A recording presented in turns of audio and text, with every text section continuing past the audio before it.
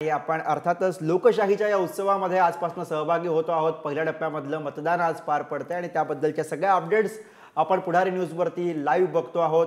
राज्यात संपूर्ण राज्यभरात विदर्भातल्या 5 मतदारसंघ आहेत जिथे आज उमेदवारांचं नशीब आज मतपेटीत बंद होत आहे। नागपूर, भंडारा, गोंदिया, चंद्रपूर, रामटेक, गडचिरोली या ठिकाणी मतदान पार पडतंय आणि नागपूरमधून नितीन गडकरी विरुद्ध विकास ठाकरे असा सामना रंगताना दिसेल।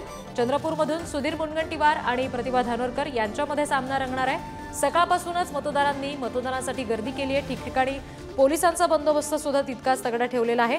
रामटेकमध्ये शिवसेनेचे राजू पारवे, काँग्रेसचे श्यामकुमार बर्वे यांच्यात लढत होतीये। आणि आता आपण थेट जाऊयात रामटेकमध्ये कपिल शामकुवर आपले प्रतिनिधी आपल्या सोबत आहेत। कपिल, रामटेक हा असा मतदारसंघ म्हणता येईल की ज्या ठिकाणी शिवसेनेचा उमेदवार विदर्भामध्ये रिंगणात आहे। म्हणजे हे जे काही 5 मतदारसंघ जिथे आज मतदान होतंय त्यापैकी शिवसेनेचा जो उमेदवार या ठिकाणी रिंगणात आहे तो मतदारसंघ म्हणजे रामटेक। कशी लढत आपल्याला या ठिकाणी बघायला मिळणार आहे, कारण काँग्रेससाठी हा मतदारसंघ वेगवेगळ्या अर्थानं धक्क्यांचा मतदारसंघ यावेळेला सिद्ध झालेला आहे। निश्चितच गुरु, सध्या मी रामटेक या लोकसभा मतदार संघातील कामठी विधानसभा क्षेत्रातील महादुला या मतदान केंद्रावर आहे आणि या ठिकाणी आपण पाहू शकता की ग्रामीण भाग जो आहे हा रामटेकशी जुळलेला आहे। संपूर्ण नागपूर आणि नागपूरच्या जवळचा जो संपूर्ण ग्रामीण भाग आहे हा रामटेक लोकसभा मतदारसंघामध्ये आहे। यामध्ये श्यामकांत बर्वे जे आहे हे यांची लढत जी आहे राजू पारवे यांच्यासोबत आहे। खरं तर हा पूर्वी काँग्रेसचा गड होता, नंतर शिवसेनेचा गड झाला आणि या लोकसभा मतदारसंघामध्ये आता श्यामकांत बर्वे आणि राजू पारवे यांच्यामध्ये लढत आहे। खरं तर मागच्या वेळेस या ठिकाणी वेगवेगळ्या घडामोडी झाल्या आहे आणि काँग्रेसमध्ये जे आहे तर याच्यात काँग्रेसचेच लोक काँग्रेसच्या विरोधात उभे आहेत असं एक म्हटलं तर चित्र दिसून येते। ज्याच्यामध्ये जर पाहतो म्हटलं तर काँग्रेसचे जे आमदार होते या वेळेस इथे जे आहे शिवसेनेकडनं उभे आहेत। सोबतच श्यामकांत बर्वे जे आहे हे सुद्धा उभे आहे आणि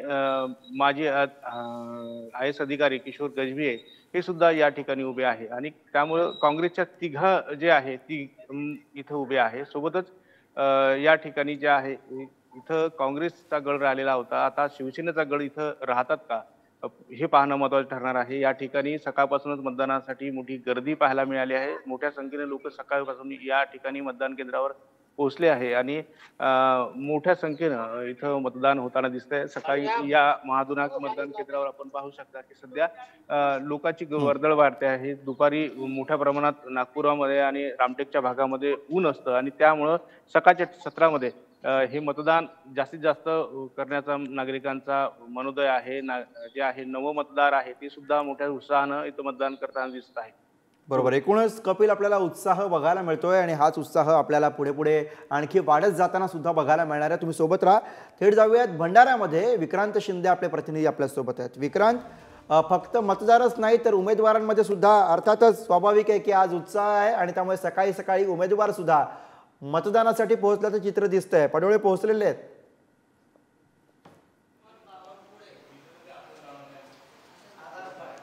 अगदी खरं गुरुप्रसाद, काँग्रेसचे जे उमेदवार आहेत प्रशांत पडोळे ते आता मतदानासाठी पोहोचलेले आपल्याला पाहायला मिळतात। खरं तर भंडारा गोंदिया या लोकसभा मतदारसंघासाठी भंडारा जिल्ह्यामध्ये जिजामाता हायस्कूल हे जे मतदान केंद्र आहे त्या मतदान केंद्रावर प्रशांत पडोळे जे काँग्रेसचे अर्थात महाविकास आघाडीचे उमेदवार आहेत ते पोहोचलेले दिसत आहेत। सध्या ते मतदानाचा हक्क बजावण्यासाठी मतदार यादीमध्ये आपलं जे ओळखपत्र आहे ते अधिकाऱ्यांना दाखवत आहेत। ओळखपत्र दाखवल्यानंतर ते आपला मतदानाचा हक्क बजावतील। खरं तर लोकशाहीचा सर्वात मोठा उत्सव असा आपण निवडणुका किंवा मतदान या दिवसाला म्हणत असतो आणि त्याच उत्साहामध्ये केवळ सर्वसामान्य किंवा केवळ नागरिक नाही तर जे स्वतः मतदानाच्या किंवा निवडणुकीच्या रिंगणामध्ये उतरलेले आहेत, आपलं नशीब आजमावत आहेत, ते सुद्धा अगदी सकाळपासूनच आपल्याला नेते सुद्धा मतदान करताना पाहायला मिळत आहेत। एकंदरीत भंडारा गोंदिया लोकसभा मतदारसंघाविषयी सांगायचं झालं तर इथे उन्हाचा तडाखा जो आहे तो प्रचंड पाहायला मिळतो। मुळातच विदर्भामध्ये ऊन प्रचंड असतं। मागच्या काही दिवसांपासून उन्हाचा त्रास हा जास्त जाणवत असल्यामुळे लोक हे साधारण सकाळच्या सुमारास किंवा मग ऊन उतरल्यानंतर म्हणजे संध्याकाळच्या नंतर मतदान करण्याची शक्यता जास्त मतदान होईल अशा प्रकारची शक्यता वर्तवली जाते। अगदी बरोबर। त्यामुळे अर्थातच एकूणच उन्हाची तीव्रता बघता सकाळच्या सत्रामध्ये अधिकाधिक मतदान करण्याचा कल हा मतदारांचा सुद्धा असणार आहे। आणि थेट जाऊया आता नागपूरमध्ये जितेंद्र शिंगाडे आपले प्रतिनिधी आपल्या सोबत आहेत। जितेंद्र, नागपूरमध्ये सरसंघचालक मोहन भागवत यांनी अगदी 7च्या ठोकाला येऊन मतदान केलंय. प्रत्यक्षामध्ये मतदानाला सुरुवात झालेली आहे. कोण कोण तिकडे पोहोचतंय, कसं कसं मतदान होतंय, कसा उत्साह आता हळूहळू बघायला मिळतोय.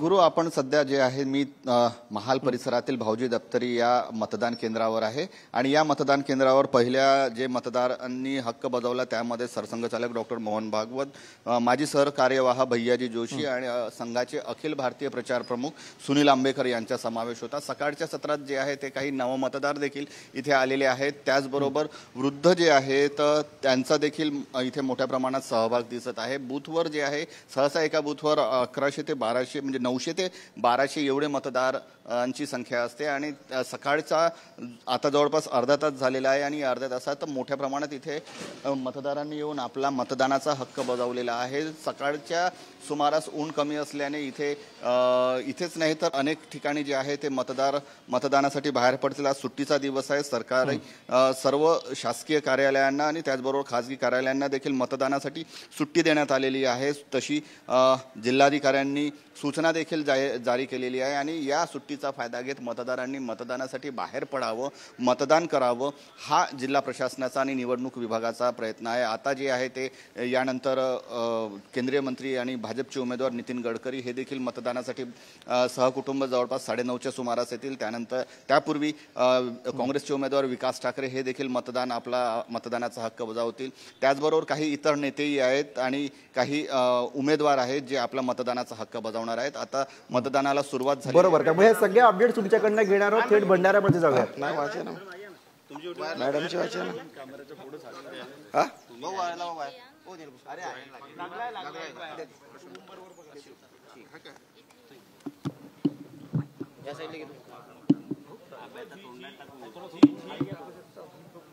एवढा जवळ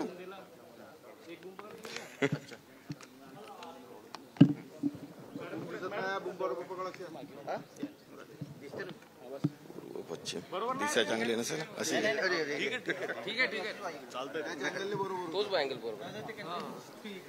बजरंगबलीची दिशा होणार आहे.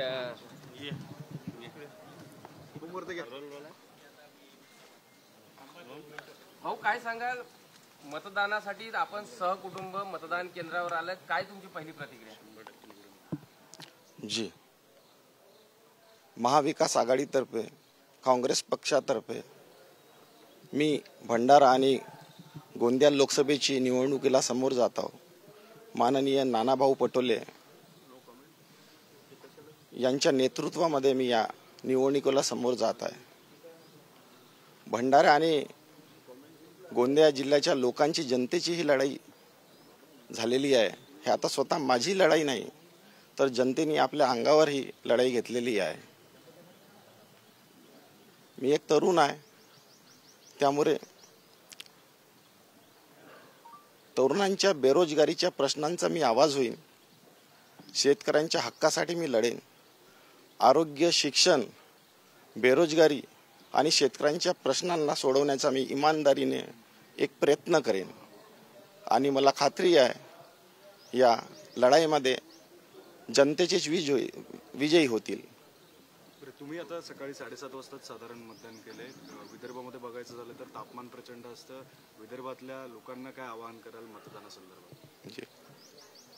या तानाशाहीच्या सरकारला आपल्या भारतामधून उपडून फेकायचं काम आपल्या सामान्य जनतेचं आहे आणि आपल्या सगळ्यांना मी आवाहन करतो की भंडारा गोंदिया जिल्ह्याच्या तसेच भारताच्या सर्वांगीण विकासासाठी आपण सगळ्यांना मतं करावेत, हे आपल्या सगळ्यांना मी आवाहन करतो.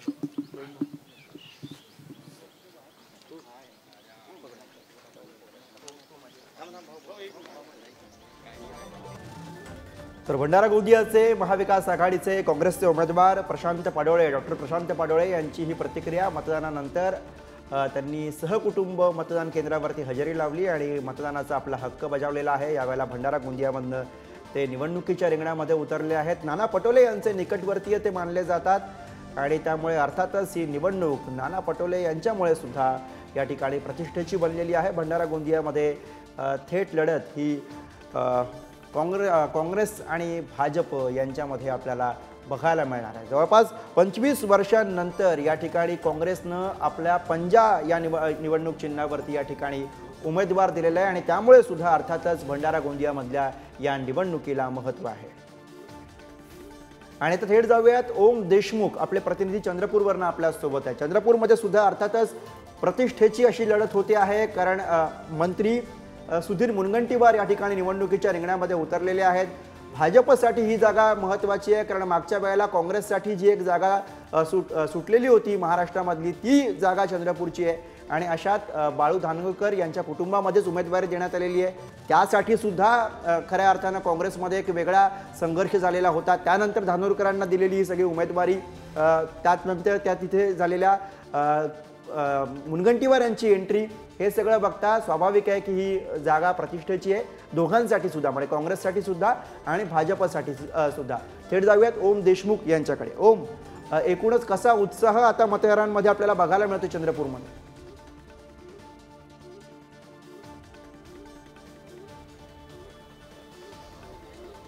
गुरु 7 वाजल्यापासून मतदानाला सुरुवात झाली आहे. सध्या अवघ्या काही मिनिटांपूर्वी वंचित बहुजन आघाडीचे जे उमेदवार आहेत राजेश बेले, ते सध्या मतदानासाठी या ठिकाणी केंद्रावरती आलेले आहेत आणि मतदारांना आवाहन केलं जाते की अधिकाधिक स्वरूपामध्ये मतदानाला उपस्थित राहावं. सगळ्या गोष्टींचा विचार देखील करून नागरिकांनी आपल्या तब्येतीची देखील काळजी घ्यावी, कारण विदर्भामध्ये जो उन्हाचा तडाखा आहे आणि त्याचा कुठलाही परिणाम तब्येतीवरती होऊ नये याची काळजी सुद्धा घेण्यात यावी. बाबासाहेब आंबेडकर विद्यालयाच्या मतदान केंद्रावरती आपण सध्या आहोत. इथे ज्यांनी सगळ्यात पहिलं आज मतदान केलं ते जोडपं आपल्यासोबत आहे. सर, तुम्ही सगळ्यात आधी मतदान केलं अगदी 7च्या ठोक्याला येऊन, काय सांगाल? परमपूज्य डॉक्टर बाबासाहेब आंबेडकर आदरणीय आमच्या सगळ्या नेत्यांनी जो आम्हाला संविधानाने अधिकार दिलेला आहे आणि आपला हा देश जो आहे, आपल्या देशामध्ये सगळे सण आपण जे उत्साह देतो त्याचा आम्ही राष्ट्रीय सण समजतो, म्हणून आम्ही हे व्होटिंग पहिल्यांदा केलेलं आहे. विदर्भातला उन्हाचा तडाखा पाहता कशा प्रकारे प्रतिसाद असेल असं तुम्हाला वाटतं? 100% प्रतिसाद असेल, कारण चैत्र महिना हीच पालवी घेऊन येणारा महिना आहे आणि मनामनाला उत्साह देणारा हा महिना आहे.